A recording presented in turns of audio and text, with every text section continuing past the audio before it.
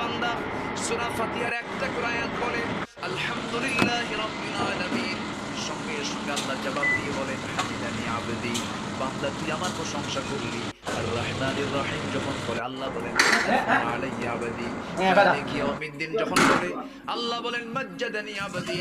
এরপরে যখন বলে ইয়াকা না'বুদু ওয়া ইয়াকা নাস্তাঈন পর্যন্ত যখন বলে আল্লাহ বলেন বান্দারে তুই আমার কাছে কি চাস, প্রাণ খুলে চারে বান্দা। ইহদিনাস সিরাতাল মুস্তাকিম থেকে শুরু করে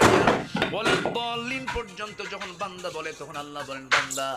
নামাজের মধ্যে এমন প্রেমের খেলা খেললি বান্দা তুই যা চাইলি সব আমি আল্লাহ কবুল করলাম।